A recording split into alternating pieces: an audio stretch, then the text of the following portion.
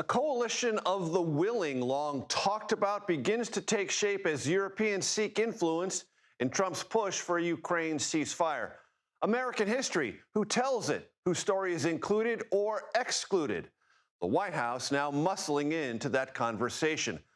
As the National Guard fans out here in Washington, D.C., a clash in federal court over federalized guard forces deployed in Los Angeles.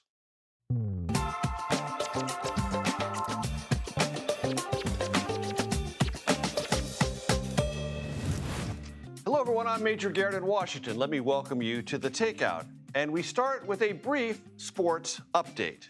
The San Diego Padres are tied for first place in the National League West. Not big news to you, probably, but very big news to me. A Padre fan since 1969, when I was 7 years old. And trust me, for lifelong Padre fans, first place conversations are sparse.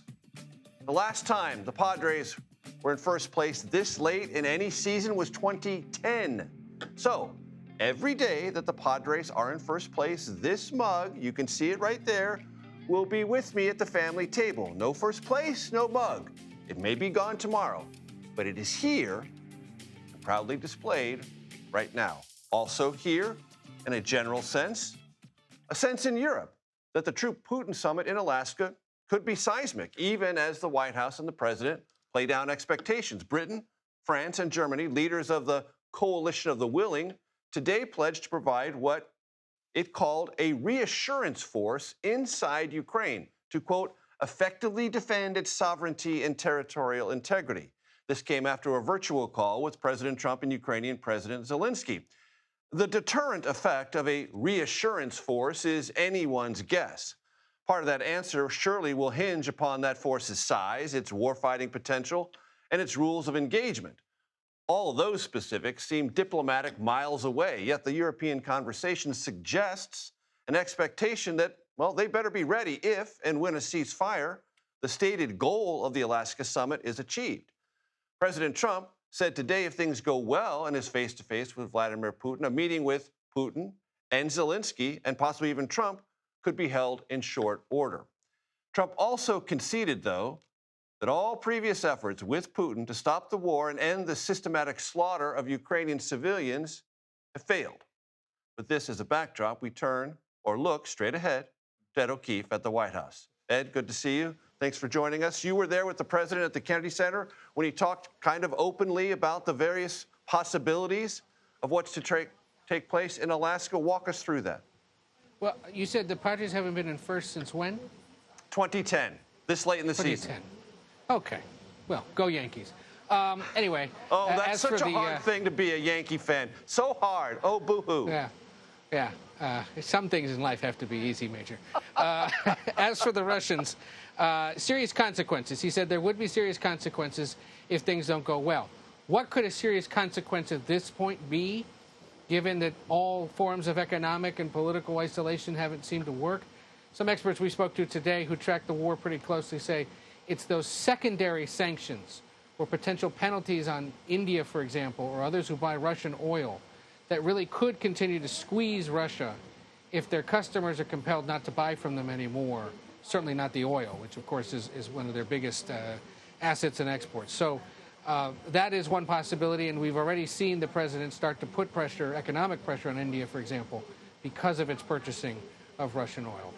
Beyond that, it's really not clear what more there could be done, save for more direct military engagement, which nobody in Europe or here in the United States seems to be interested in. And there's also the broader question of, is this really just about Ukraine, or is the president using this meeting for a broader conversation about U.S.-Russian relations or the world order as it is, and trying to reset it in Trump's mind while also engaging Putin?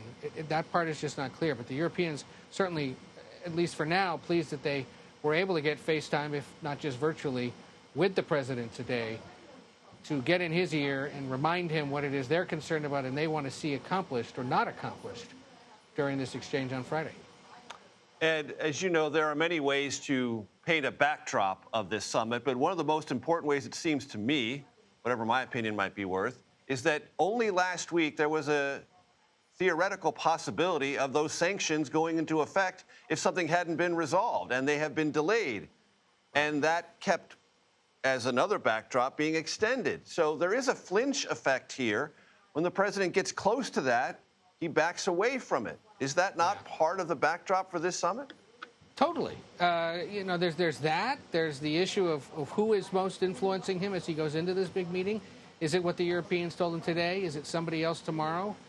Is it some other unforeseen event that transpires in the next 2 days? We have to wait and see. But certainly at this point, it's the economic pressure, perhaps most immediately, that could be applied, if not on Russia itself, then more broadly on its customer base, as small as it may be, but as important as it is to the Russian economy. A Yankee fan, and I do not hold on him against him. Ed O'Keefe on the White House North Lawn. Thank you, sir. Appreciate it. CBS News national security contributor Samantha Vinograd joins me now. I'm not going to quiz you on your baseball allegiances. We'll skip right over. Major. Okay. I will ally myself with Ed for Yankees. Great. Another Yankee fan as well.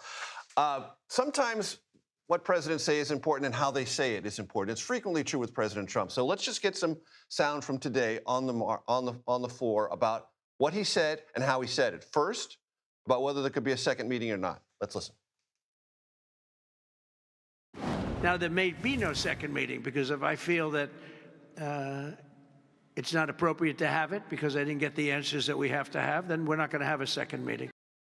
Now, I want to play for you sound from the president on a question posed to him about consequences if things don't go well. Will Russia face any consequences if Vladimir Putin does not agree to stop the war after your meeting on Friday? Yes, they will. Yeah. What will the consequences There will be be? consequences. Sanctions, tariffs? There will be, I don't have to say, there will be very severe consequences. Okay, Sam, evaluate what we just heard from the president. Well, it's vague, to put it mildly. And when we think about what President Trump says now he wants to get out of this meeting, it's not a ceasefire. The White House press secretary took that off the table. This meeting instead is going to be for President Trump to feel out President Putin's intentions. Major, let me tell you something. Normally, presidents don't feel out another leader's intentions.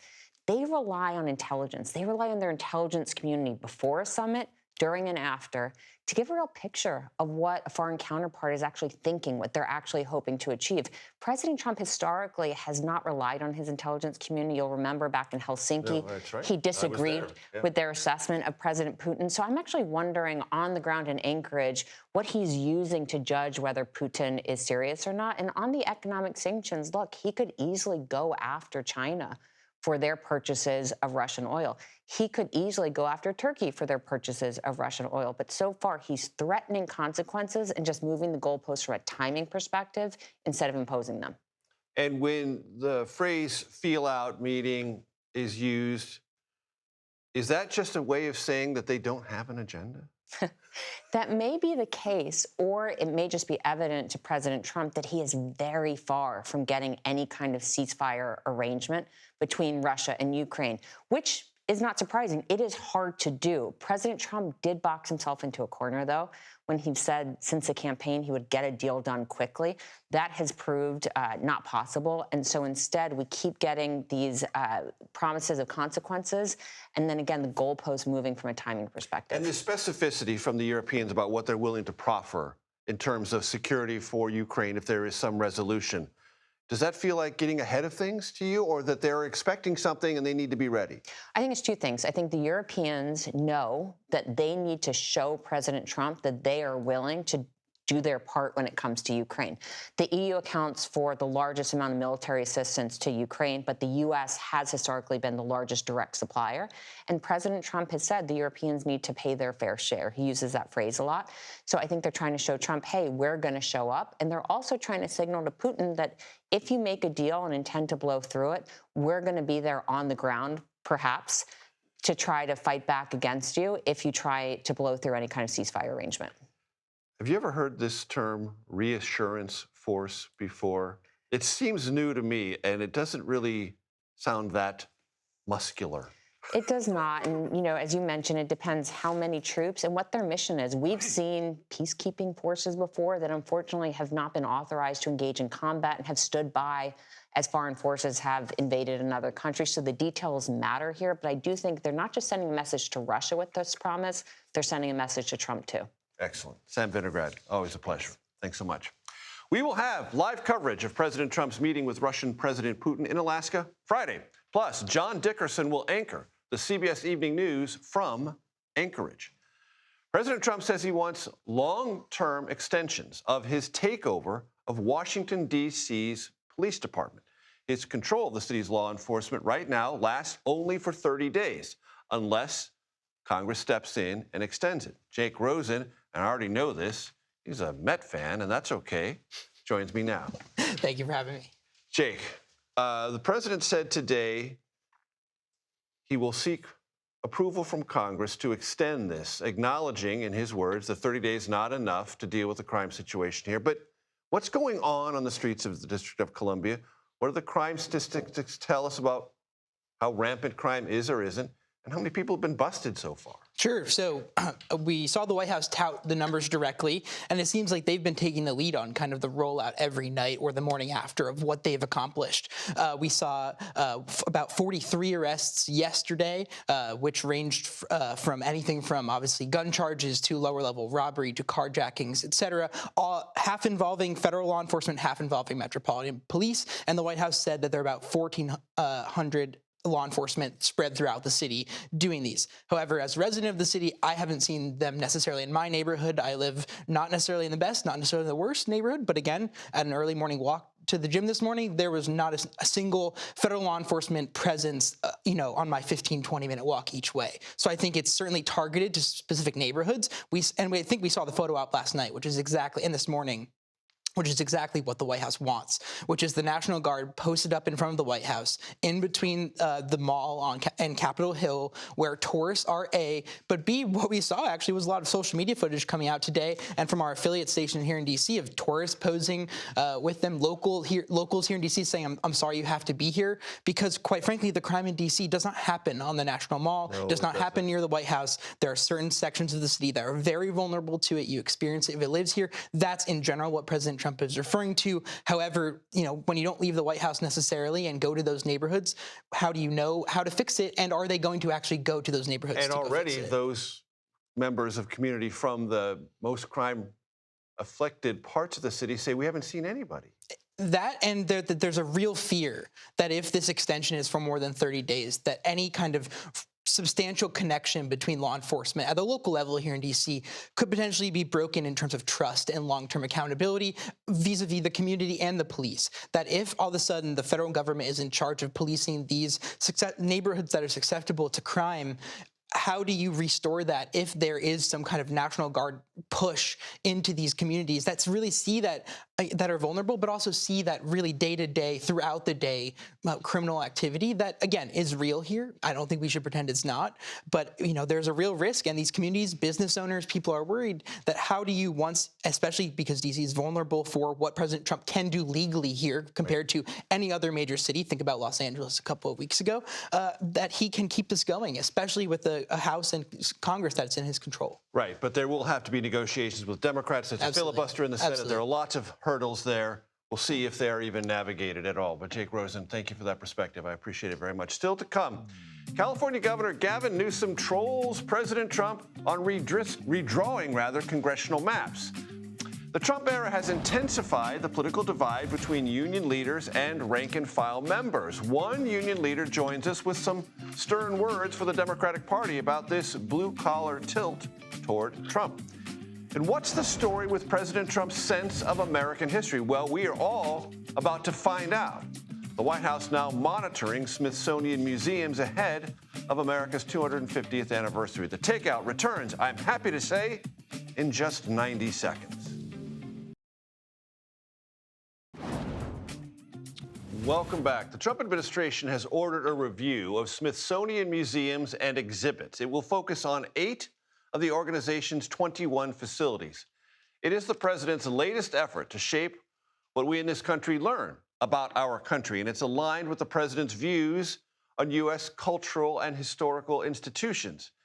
And it fits also within an effort rampant throughout the administration to purge the federal government or anything that touches from, quote, divisive narratives. In a letter to the head of the Smithsonian, White House officials said they are seeking to, quote, celebrate American exceptionalism. Joining me now, Samuel Redman. He is a history professor at the University of Massachusetts, Amherst.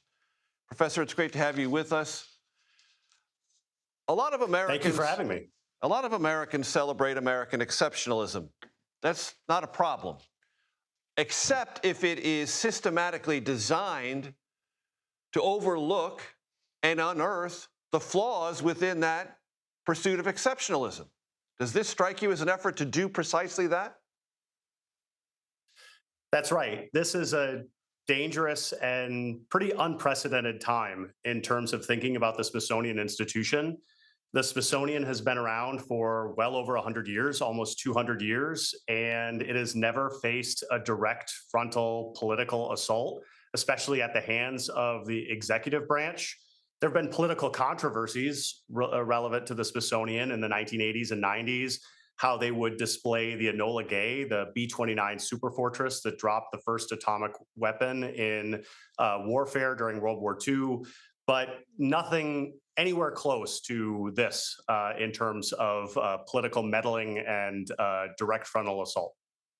And American history is a story of fits and starts, noble aims and ignoble realities. What's the harm in exploring that? Without a doubt. And I think most people that go to a place like the National Museum of the American Indian will learn a lot that maybe they didn't necessarily learn growing up about the genocide of Native people. They can go down a little bit further down the mall and learn about the history of enslavement through encountering the remarkable National Museum of African American History and Culture, as well as the history of medicine and the Tuskegee experiments at the National Museum of American History. And this all tells a richer, more dynamic portrait, or helps paint, I should say, a richer, more dynamic portrait of our nation than sort of the celebratory vision that is often espoused by more conservative political actors. And so this is a really troubling call for oversight, and one that is really unnecessary and troubling.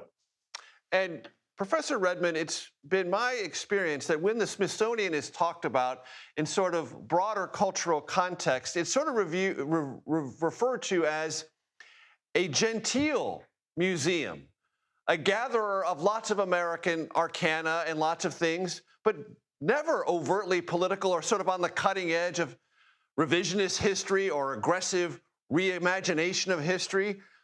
It just seems like it's an odd target for this particular conversation. Well, what I'll say is that the Smithsonian is a massive institution.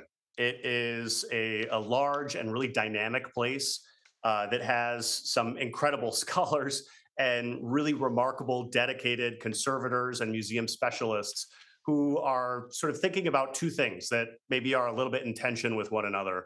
That on the one hand, it's all about preservation, right? Like we inherit the legacy of the history of collecting and preserving these materials from around the world and stuff, frankly, that tells the story of our nation. And in addition to that, it's a living, breathing thing.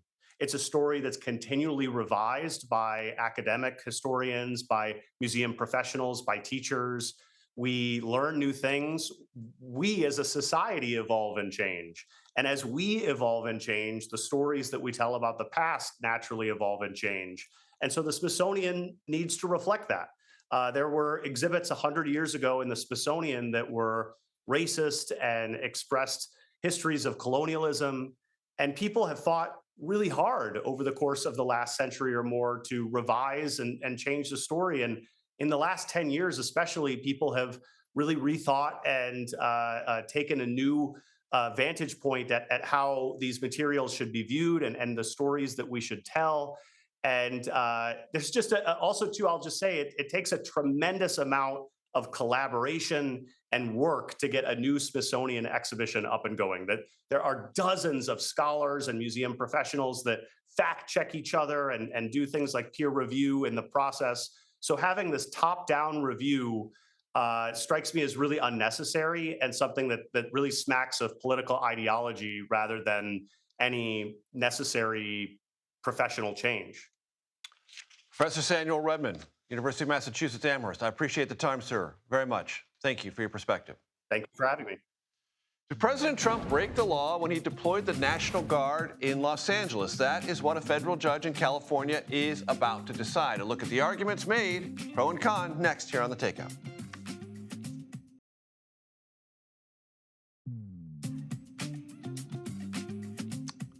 Welcome back to The Takeout. Here is a look at what else we and now you are watching this evening. A federal judge ruled today that ICE can no longer house migrants at a New York City detention facility unless it improves the conditions there.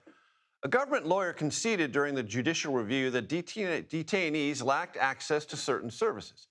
Pro-immigrant advocates have described conditions inside the detention center as inhumane. Video released last month showed detainees there lying on the floor without mats or beds.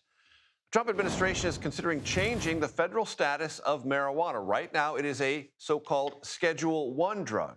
That's the same as heroin and LSD. A move to reduce the severity of that designation is subject, the president said earlier this week, to intense internal administration debate. Cannabis is legal in 40 states for medical use, and in 24 states, it is legal for recreational use. New York's Attorney General has sued the owners of the digital payment network Zelle, alleging it has failed to protect users from fraud. The complaint contends the company knew features of its electronic money transfer service were vulnerable, but did not improve user safety, resulting in thefts of more than $1 billion. Zelle is owned by a consortium of U.S. banks, including J.P. Morgan Chase, Bank of America, Capital One, and Wells Fargo. Federal judge in Los Angeles will soon decide on whether the Trump administration violated federal law when it deployed National Guard soldiers and Marines to Los Angeles following June protests over immigration raids. 3 days of arguments concluded today between the state of California and the Trump administration. The issue at hand, did the president violate an 1870s law that forbids military being involved in domestic law enforcement activities? CBS News legal contributor Jessica Levinson has been following the latest developments, and she joins me now. Jessica, I'm always grateful to have you. Remind my audience what this 1870s law is and how it became the center of this conversation about the legality of this deployment.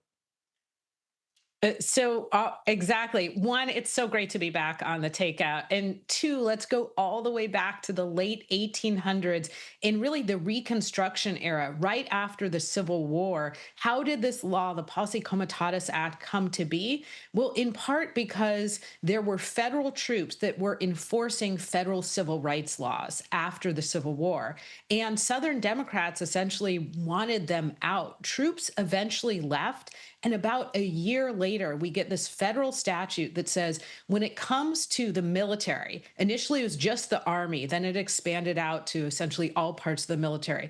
When it comes to the military, don't directly enforce domestic law. That is for domestic law enforcement agencies, both on the federal and the state level. Now, I know your next question is going to be, what's the difference between directly enforcing, which is prohibited, and supporting, which is something that's allowed? And certainly we can get into that, but why is this the subject of the case now pending in San Francisco before Judge Breyer? Well, that's because California is alleging that once the National Guard and the Marines were on the ground in Los Angeles, that they cross the line from acting in a supporting role, which is, again, okay, to acting to directly enforce domestic law, which is not. And the application of federal immigration law does fall under the federal government. So there is some latitude there. And what other arguments came up in terms of what the judge heard? And as I read through some of the transcripts, there were some questions even within those who were trying to carry out the administration's will about whether they were being loyal enough and whether or not they had the legal authority and all these kind of intricacies that they were trying to work through. And when there was a disagreement, the loyalty card was put on the table. Absolutely. Some dissent in the ranks. Major, if I could pick up on the beginning of your question where you said, we're talking about federal immigration law, this falls within the federal government. That's exactly right. But when it comes to the president's decision to say, I'm federalizing the National Guard, I'm deploying the Marines, they cannot, under the Posse Comitatus Act, as you know, act like ICE agents or act like DEA agents. They can act in a supporting role. They can provide equipment. They can provide information. They can provide transportation, but they can't be the ones, unless there's an exception, actually arresting people, seizing people and property, detaining people. And that's really what this case, and to your question, the questions about loyalty, that's what this case is about. And that's part of what the judge heard, Judge Breyer, about whether or not the National Guard and the Marines, were you acting in a supporting role? What were you told to do? What did you agree to do? Or did you kind of cross that line into actually being the ones to enforce federal law, which again, you can't do unless there's an exception to the Posse Comitatus Act. Important case, and we will keep a very close eye on it, and we rely on Jessica Levinson all the way to take us through that. Jessica, always a pleasure. Thanks so much. Is capitalism in America starting to look like China? Well, how some of President Trump's recent moves are raising questions about that very subject and his political control, or how he tries to exert it within the U.S. economy. More on that next, here on The Takeout.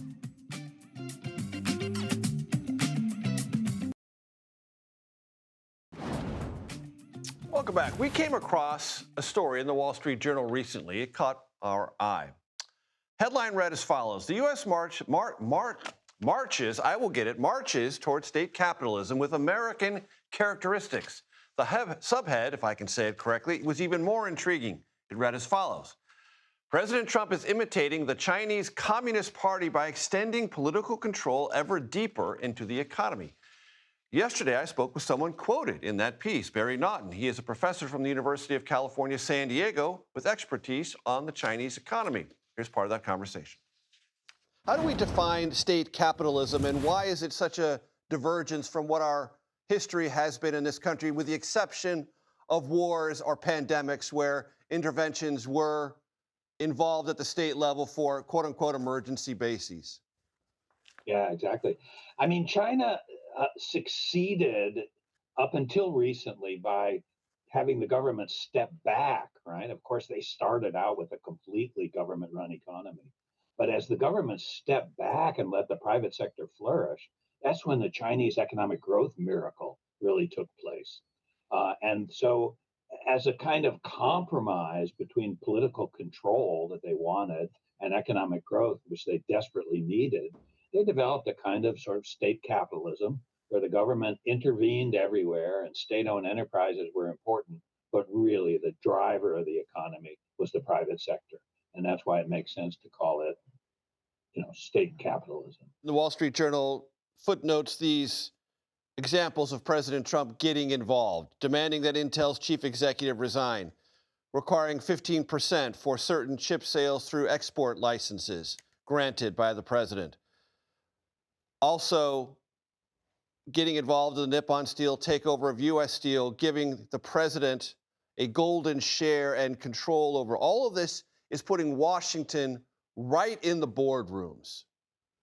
Yeah, exactly. And we had another example today where President Trump called for Goldman Sachs to fire their chief economist because he didn't like his predictions, which is a sort of crazy step along the same line.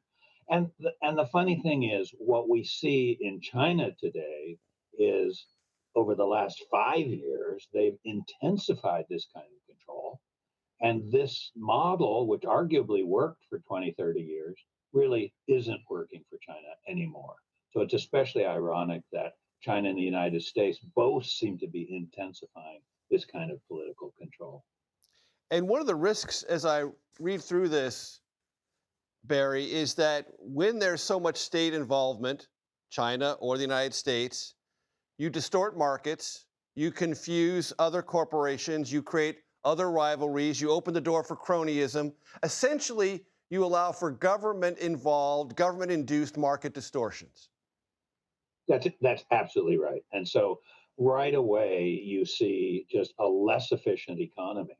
And one of the funny things about China is we see this kind of blowback already, even after a increased politicization that really started about 5 years ago, 2020, 2021, after the COVID lockdown started.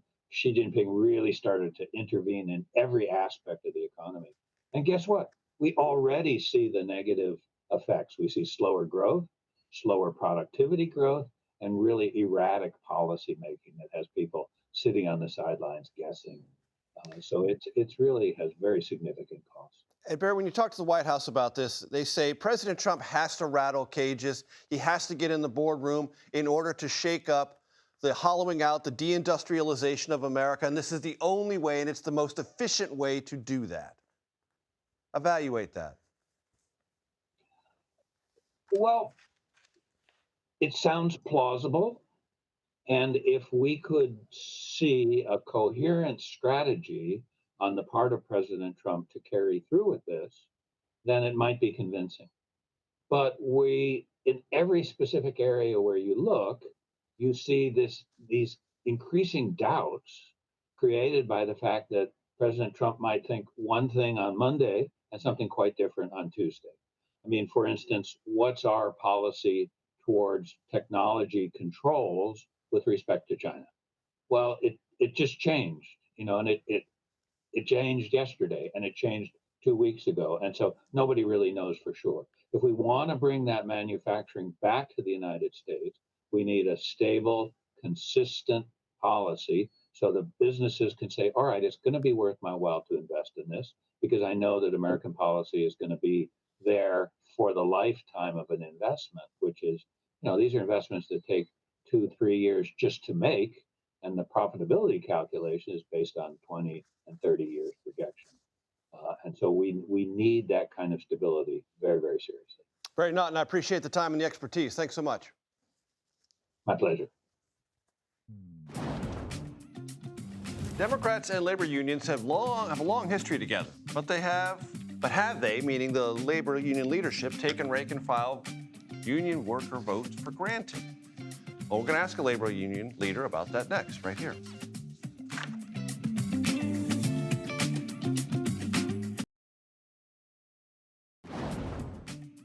Welcome back to the Takeout. Thanks for hanging out with me. Welcome to the Conversation Corner. As you know, it's no secret the Republican Party has been recently winning with blue-collar voters, notably union members. New piece from the New York Times says union leaders now are fighting for and with the Democratic Party leadership to, quote, appeal more to their rank and file. The president of the International Union of Painters and Allied Trades, Jimmy Williams, told the New York Times he hadn't, quote, heard a coherent message that is enough for me to feel confident that the Democratic Party truly understands the pain that working people are feeling. I'm happy to welcome to our Conversation Corner Jimmy Williams. It's great to have you here, sir. Thanks for having me, Major. Is this a messaging problem or is it a cultural divide problem for Democrats at the national level and your membership? Yeah, I mean, I'd say it's an all of the above problem when it comes to connecting with our membership and really understanding that our membership is no different than the rest of the working class in this country, right? Our membership's suffering in this economy. And currently and in previous economies, right? And have been now for decades. And I think the Democratic Party over the course of at least my lifetime, I'm 47 years old, have struggled connecting the dots between the economy and the personal issues that our membership have, trying to survive in it.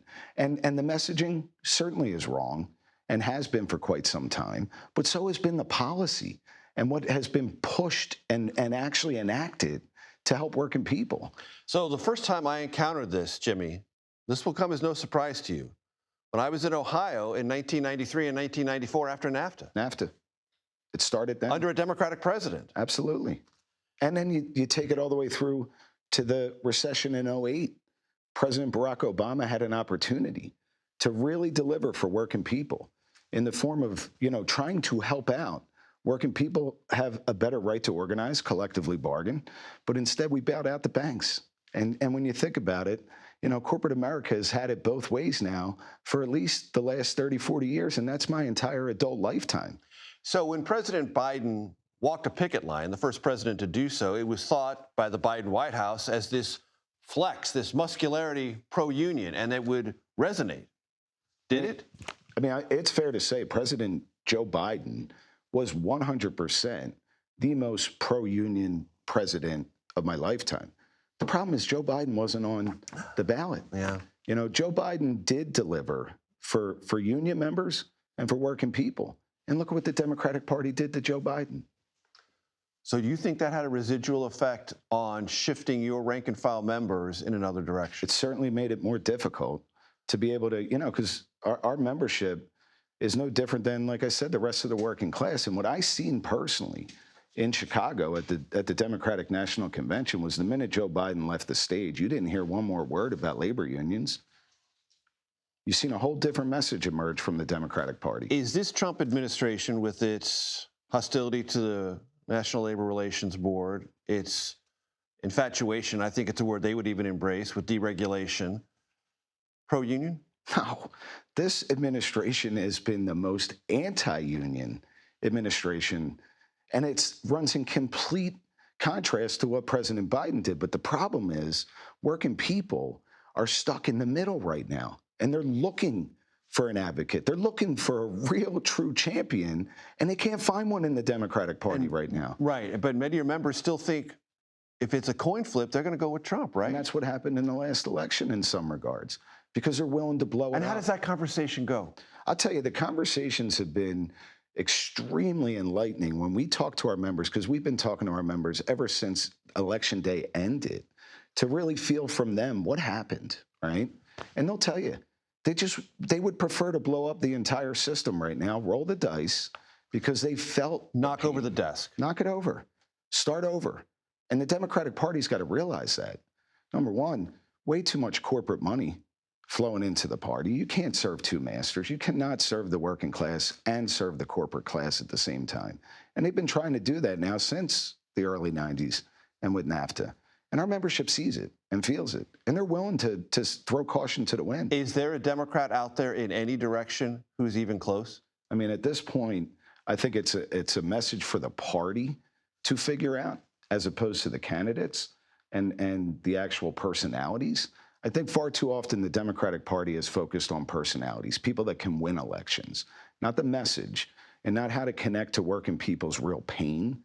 Because, listen, if the party itself had a little more discipline around the things that affect working people the most, their wages, their benefits. It would already know the message. Exactly. And it wouldn't matter who the messenger was. I've heard that before in politics. You got to know what you're about before you try to explain it. Exactly. Jimmy, I appreciate the time. Thank you so much. Thanks for coming in. Yep. President Trump ramps up efforts to reshape the Kennedy Center honors this year's nominees, and why the president, well, he kind of rejected those. He said, we're too woke. That's next here on The Takeout.